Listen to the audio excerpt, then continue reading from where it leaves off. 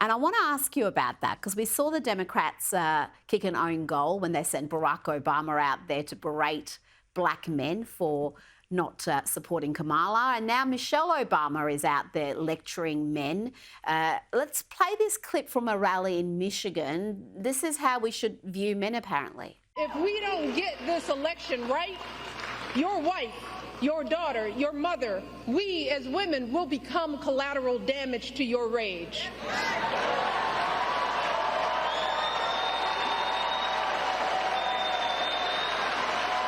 So, are you as men prepared to look into the eyes of the women and children you love and tell them that you supported this assault on our safety? And she also suggested that if you don't vote for Kamala, you are either racist or sexist. What in the world is going on? And it's clear to me that the question isn't whether Kamala is ready for this moment, because by every measure, she has demonstrated that she's ready. The real question is, as a country, are we ready for this moment? She went on to demand that men put aside their anger and vote for Kamala. And she also suggested that women should demand their men do better and back Kamala. Will that messaging work, or is it just preaching to the converted? It's so amazing. I mean, can you imagine asking for somebody's vote by telling them your only role here is to shut up and become subservient to some other group? Now, that's insulting enough on its own. But bear in mind that the last 40 years of Democratic policy has taken the jobs of American men of all races who are working class and either shipped them overseas, defunded vocational training, or imported an entire slave caste to do construction work. So first they sold these men out. They made it impossible for them to support a family on a single income. Then they called them toxic if they dared protest and say, wait a minute, maybe a society needs strong men. No, that's toxic masculinity.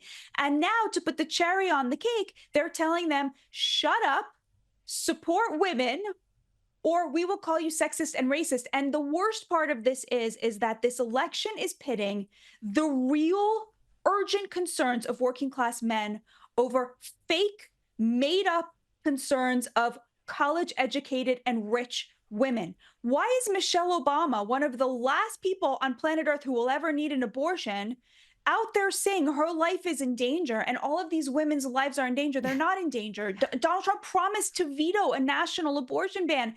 They made up this concern, this issue, because it allows billionaire and millionaire women to pretend that they are the oppressed because somehow they are related tangentially to a woman who might need a 9th-month abortion for some reason, right? It is all about who gets to LARP as the oppressed. That's basically what they're doing here.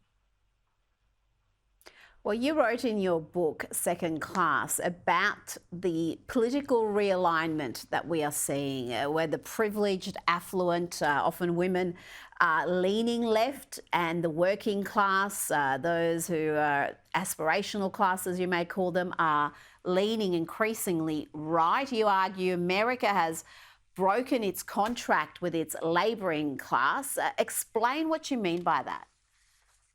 Yeah, the real divide in America is not left versus right. It's not, God forbid, racial. It's the class divide that separates out people with a college education from people who work with their hands for a living and do the jobs we all rely on to survive. And thanks to 40 years of Democratic economic policy, they basically use the economy as an upward funnel of wealth from the working class to the college educated, so that now the top 20% in America control over 50% of the GDP, and the working class is struggling. And that's why they're abandoning the Democrats, because the Democrats abandoned them. And I would say even a little more subtly, they're not moving to the right. They are voicing a radically moderate center, which is exactly where Donald Trump is on every single policy issue, which again is why they call him a fascist, because the truth is such a threat to the Democrats. Donald Trump showed up and picked up the reasonable New Deal Democrat policies from the 50s through the 90s that represent labor, and that's why they have to destroy him.